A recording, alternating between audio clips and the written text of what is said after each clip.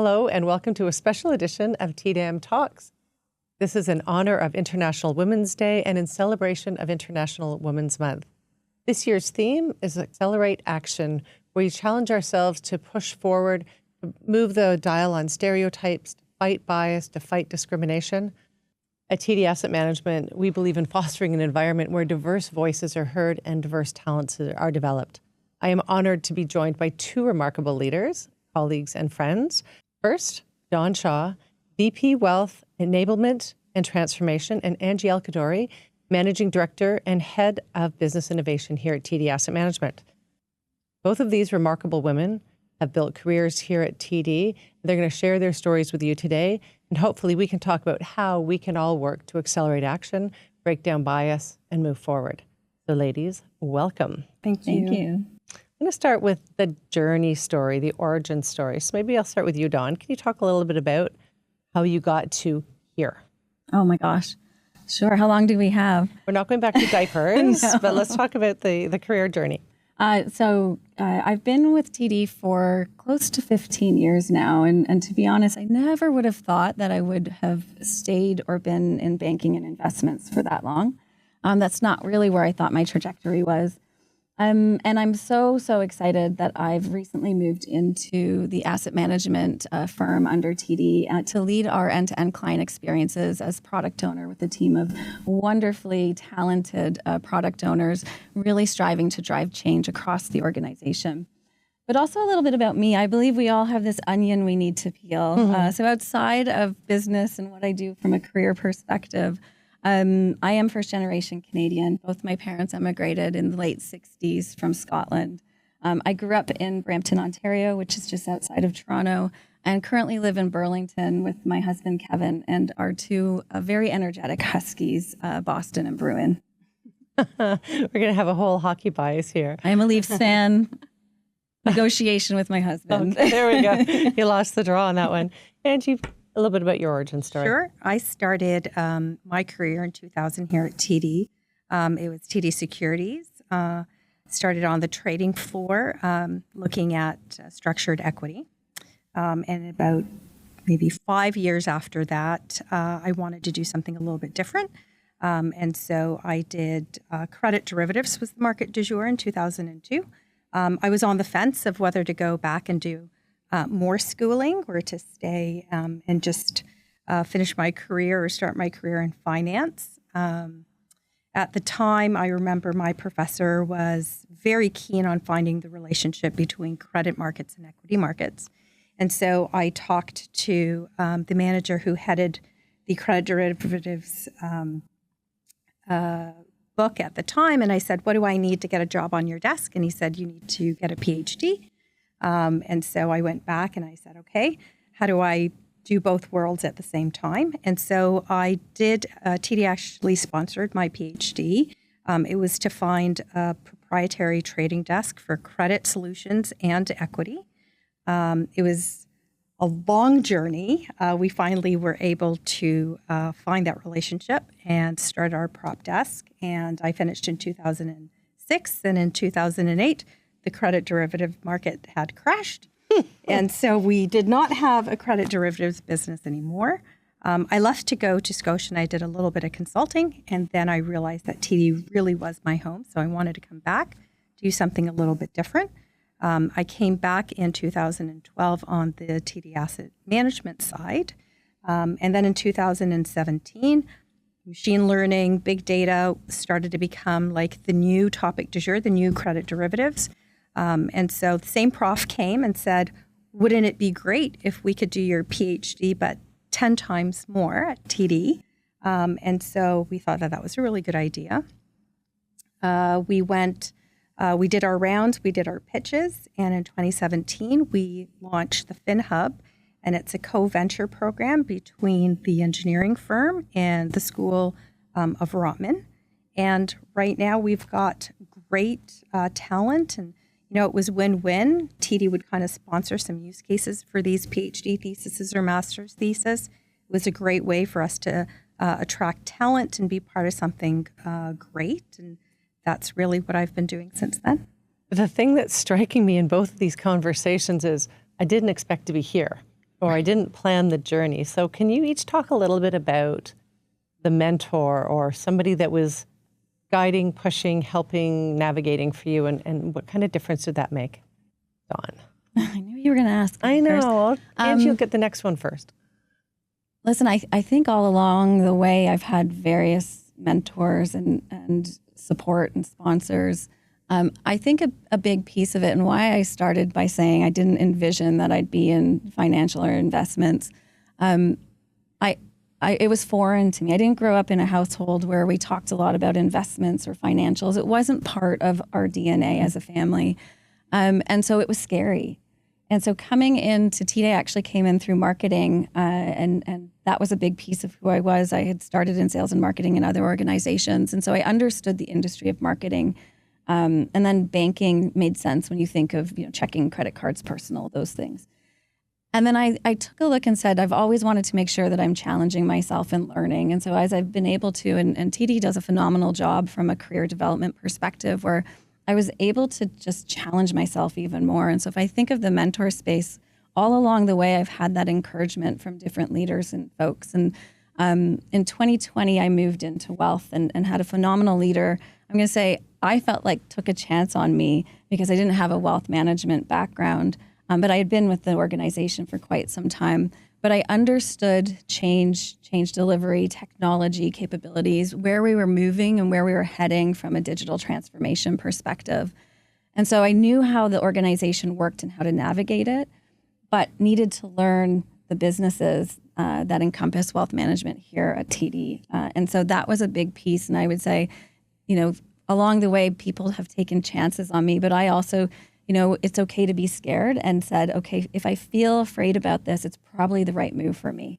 And that's a big, important piece to remember as we're moving and navigating our careers. I find you can be a lot braver in those moments when you have people backing you up. Mm-hmm. I remember when I was first hired to TD, the person who hired me said, and I've said this before on podcasts, I'll judge the success in hiring you by how much I have to change to accommodate you. Like, that is such a vote of confidence. And in your case, Angie, when you went to your boss in TD Securities and said, this is what I want to do, and he said, go get a PhD, was part of that, like, was he almost not serious, or did he not think, or did he fully expect you to rise to that? Yeah, that's a good question. I'm not sure. I mean, I called his bluff, right? Because I went and got a PhD, but very similar to what Dawn was saying. So I've had great mentors. Some were women, some were men.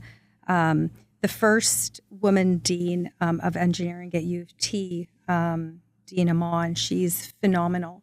And her motto was, be comfortable with being uncomfortable, right? Which means just go after stuff that you just don't know, because that's the only way to grow. And so, anything new were to come up, and I raise my hand, because that's being uncomfortable. And it's very difficult to do sometimes, and it takes a lot of work. But I find that women in general are okay to fail. Like, there's not that fear of failure. And so if you fail, you try something different, and if you fail, you try something different, and eventually you get there. That's fascinating. And why do you think that is? Is it maybe because people underestimate women, or we just are juggling so many balls in our lives that we have to be able to put one down, figure out the glass and the rubber? Yeah. So, I mean, multitasking is difficult for everyone, right? Yeah. But I feel, for me, so I've got 2 monkeys at home, and it never stops, right? And so you've got to think all the time about different things. Can't really disappoint. It's that fear of disappointment. And so you're okay if the ball drops somewhere. It just means that you're able to hold on to another one. Yeah, figure out the rubber in the glass. I'm going to throw in, as we were getting set up for this podcast, Angie's phone is behind us, and she said, in case the school calls. Yeah. And that's just an example, right? Is to say, hey, we're doing this. It's very important, but I may have to step away, and I may have to jump. And so that's just a real live example of what happens in the day-to-day. In the time that you've been in the bank or in your careers, have you seen a meaningful shift? I often talk about the hill being really steep, and maybe it's leveling off a little bit now. But what are some of the changes that you've seen in your time? And I'll start with you this time, Angie, in your career. Sure. So when I started on the trading floor, there was maybe 10% were women. You take a step on the trading floor, whether it's at TD Securities or TDAM, there's a great representation of women.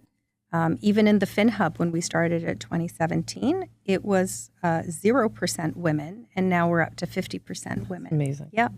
So it takes time, but I think we're going in the right direction. What about you? What have you seen? Yeah, I think similarly. There's been lots of cases over the years where I may have been the only female leader at the table, just in the environment and space that I work in, and with technology platforms. There is a shift, I would say. Most of the time now, I'm not the only female at the table. It is probably closer to 50%.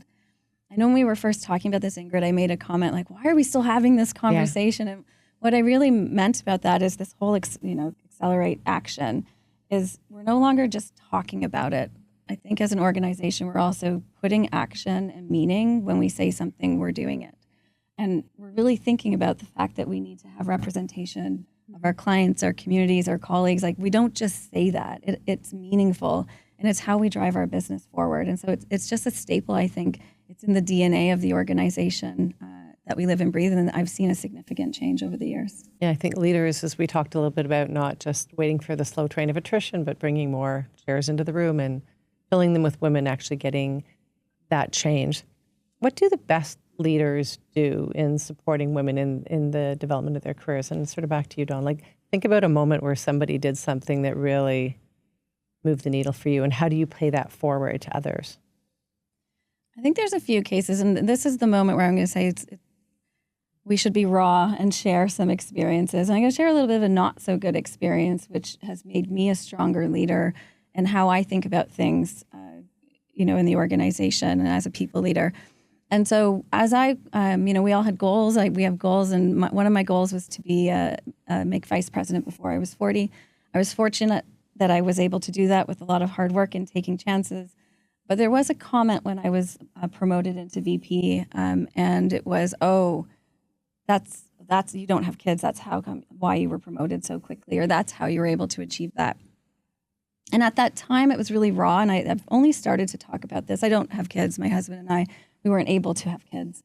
And so when that person said it, they weren't saying it in a way, they didn't realize what it actually did to me inside. But at the time that I was growing my career, I was also going through multiple losses of miscarriages and fertility treatments, and continuing to grow and strive and work hard. But what I did wrong, and this would be the voice to the younger self of me, is I actually thought that by compartmentalizing my life and work, I didn't share to my leaders, and I had very supportive leaders at the time, but I didn't share what I was going through either, because I was worried that it was going to hold me back. I was worried that I wouldn't get that next promotion, or I'd be looked over, because at the same time as growing my career, I was trying to start to have a family. And they were competing to me inside. And that was very, very hard. And I share that now because I think it's important to recognize, and what I would say to anyone going through this is don't compartmentalize. I think early on when I said we all have this onion to peel, is that's what makes us who we are. And we spend more time with each other in the office than we do our families. And so it becomes a family. And so when you think about how do you help from a career, what do you do to guide and lead, what have I done differently, is I make sure that, where possible, where people want to share, that it's a safe environment to share, have an open conversation. But also, it shouldn't hold anyone back. If whoever wants to take time off for whatever reason, they should be the first to call if they would have been the first to call if that was the right role for them. And so it's upon us as leaders to really remember that and bring that into the environment and culture. That's not easy because we're moving as quick as we can. And you have to think about, 6 months and someone else coming in if they're off. But just be aware of it is the moment, I think, in my career. That's something that, while personally, what I've reflected is I compartmentalized that. That was on me because I wasn't feeling like I could share. What about you, Angie? Like moments like that, or things that really sort of... So I remember when I started my career, I was probably the youngest and the only female on the desk. And initially I felt I just didn't belong. right? And it wasn't an easy task. And I remember there was one trade. I had one trade to do, and I stayed up and I thought, I'm gonna do this right. It was to hedge a book, and I bought the wrong futures. And so I basically just kind of confound into that, maybe I really don't belong. And I remember my manager, it was, the biggest joke on the floor back then. And I remember my manager coming and saying, so what are we going to do about it? And he said, we can sit here and cry about it, or we can fix it. And that choice is going to be up to you to decide. And we fixed it. And the next day, it was a moot point. Nobody really thought about it. And so I think it's that, get up on that, you can make it as big or as small as you choose for it to be. You own that. And so, everybody makes mistakes, but everyone can correct the mistake as well. I remember being early in my career in a trading room and fixed income trading, and all the liability traders, the Canada traders, were men. And a shot was taken on a woman, and it wasn't the right woman. Like, it just, liability trading is a really intense. And this particular woman wasn't necessarily the right woman for that role. And after she was moved to another role, I said to my manager, who I thought was incredibly evolved and supportive, and I said, well, who do you think we should put in? How about so-and-so? And I put up another woman's name, and he said, well, no, we tried a woman, it didn't work. I said, well, no, we tried so-and-so and it didn't work. But I remember in that moment feeling like I thought we were further ahead than this, but these stereotypes were still there where if a woman failed, it wasn't about capability, it was somehow tied to our gender. And I think we've come so much further from there. But I do need to anchor myself sometimes, when you are at the top of the hill and looking around and things look so great, we have to remember where we came from and just how far we've come. And I think that's where great leadership takes in, is trying to create that empathetic environment so that people can bring their whole selves to work. Tell me about leaders that maybe could have taken you off the course, or what I don't want to say bad leaders because you learn something from every leader, but what a less than supportive leader might have slowed you down or changed your track. Decelerated action. That's what we're after. Angie. So I think it was this I would have been the first sponsored PhD at TD Securities. And I remember one manager saying, well, you can't do both. It's either or, so you're going to have to figure it out. So you either can take time off and do your PhD, or you can work here, but you definitely wouldn't be able to do both. And unfortunately, that did get into my head. And for the longest time, it was almost just me waiting for myself to fail. But I think it's just breaking it up into little pieces and saying, okay, I'm able to do 1 month of this. Okay, let's see the next month. And so just taking it really day by day is probably the key, in my opinion, to every success. And did you ever have a leader that made you double click on yourself? It's interesting you asked that question, and my first response is no. And what I mean by that is we do own our own careers and decisions. Have I had leaders that I prefer not to work with or for? Absolutely. But I wouldn't say that there was a moment that it was to decelerate. I can't even say that word. Decelerate. Yeah, I like that. My career. I like that. I can't even say that word. No, and I think this is from a TD perspective, the opportunity to look for and to ask for special projects or do different things that are going to, or take your PhD. I think that's on us to also find those moments. I haven't had a leader that has made me feel like I'm stepping back from a career perspective or needing to leave a role. If anything, I've had encouragement to continue to grow, continue to look for those challenges, to ask questions. And sometimes it's not the answer I wanted, but that doesn't mean it was purposely trying to change my trajectory. We often talk about being the only one in the room, or the power of more voices. And sort of come back to you on this one, Dawn. How does it feel different when you're not the only female voice in the room? feels as though you have a bit more support.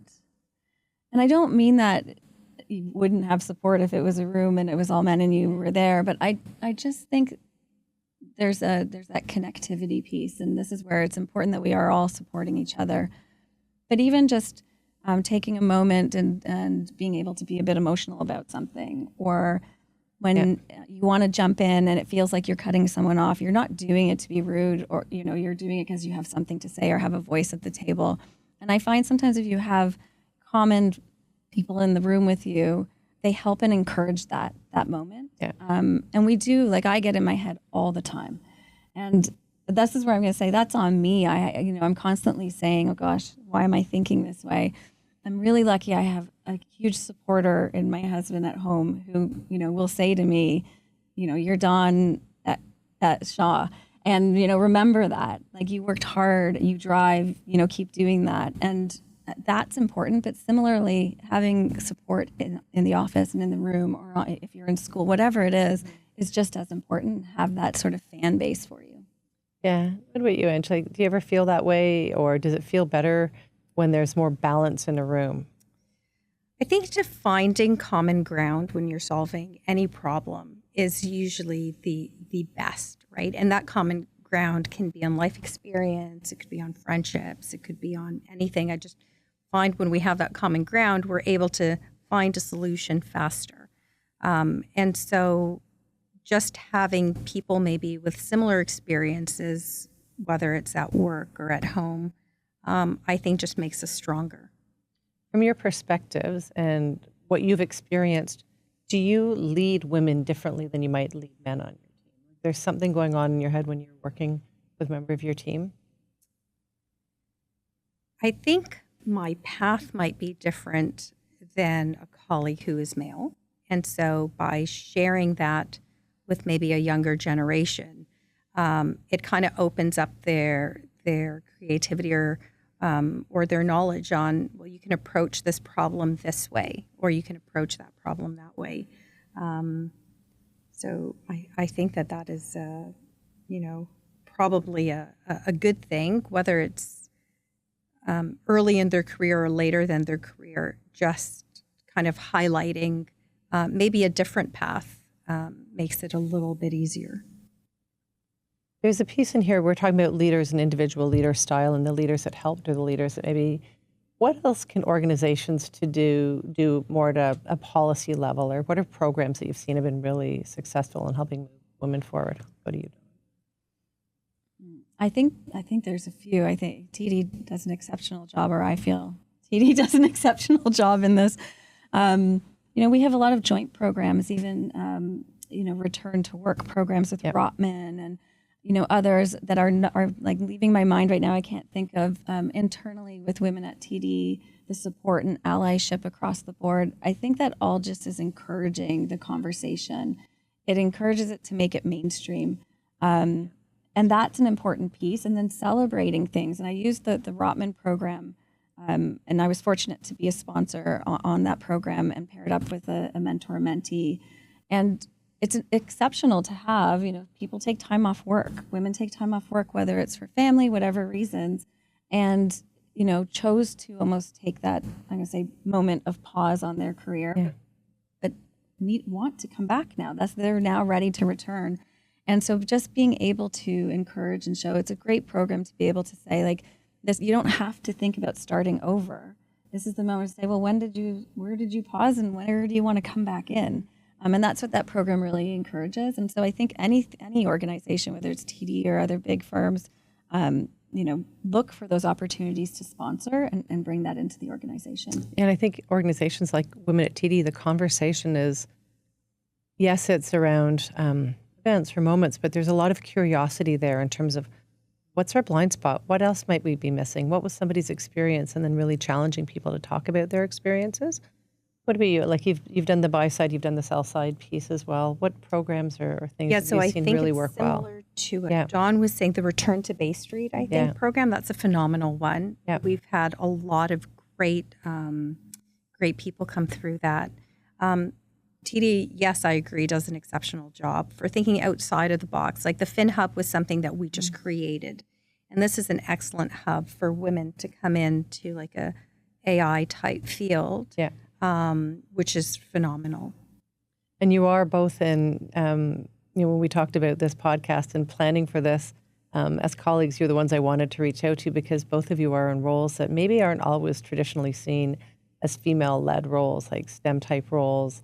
Maybe talk a little bit about that. Do you feel like, Angie, you sort of surprise people sometimes with, well, you surprise me all the time. I hope that's not the case anymore, but I was at a conference an AI conference in New York. It's an amazing one. It's very technical. And it's, people from JP Morgan, Morgan Stanley are talking about the most sophisticated applications or work that they're doing in the AI space. And half of those presenters were women, right? Amazing. And it was amazing to see. When I graduated, I was the only female engineer in my year, in my post graduate degree, and now there's maybe close to 40%. So I think the pendulum is really swinging to the right direction. I could do a whole podcast on women in AI. Is there something in this rapidly changing field, the way that women think or the decision making? Is there something different that positions women really well, where they might think they would not be well suited? So I think it's the same advice that I was given, back in the early 2000s, was you need to be comfortable with being uncomfortable. And that's just, AI is rapidly changing, right? Every day, something new is coming out. And if you don't have that mindset that, it's okay to leave this behind and start something new, even though you might not know anything about it, that's okay. And so perhaps lots of women were given the same advice. And so you're seeing a lot of strong women come up and evolve in the AI space. I think that's fascinating because it's not like something where it's been male dominated. It's all so new, right, that everybody's got a fair shot at it. I think about the work that you do, Dawn, and the journey and how we're trying to change the way that we execute at TD. Same thing, right? Yeah, I similarly, I think it's also, I always say, we're enabling the experiences for our clients and colleagues. And our clients and colleagues are made up of many different diversity and backgrounds and ethnicities and gender. And so it's so important to have that balance at the table and to have that open and challenge each other in the conversation so that we can get it right? So that we can be improving that experience. And in AI, if you think, and I think about even some of the Gen AI moments, yes, it's scary, but the fact that Gen AI can do things and start to produce content, and think about where we can go with this, it also needs to speak to all audiences. Yeah. And so if the creators and those who are not the experts on the background, who are starting to evolve and bring that data in and get that content there, it wouldn't be right if it was only the same person doing it for everyone. Yeah, we have to represent. I absolutely love that. I've done this podcast for a number of years now, and you're right, like, why are we still having this conversation? There's this immense feeling of optimism that only it only grows when I get to work with amazing women like you and see great women. But what's next? Like, what excites you about the future? What more? I think, accelerate action kind of speaks like to where we are versus maybe where we came from. So if you think of any change, it's all around, awareness first, and then knowledge, and then desire, all the things that you do from a change management perspective. And the fact that we're now saying we want to accelerate the things and actions that we've been talking about over the last few years, it means we actually have traction and action and things that we're seeing. We're talking about, 40% representation in engineering programs and 50% at the table and 50% of leaders this. A few years ago, that wasn't the conversation. Yeah. And so I just think as we continue, the conversation is around how are we making sure that there's representation across the board and we're having that right dialogue to move the needle. That's where we are, and that's what's exciting.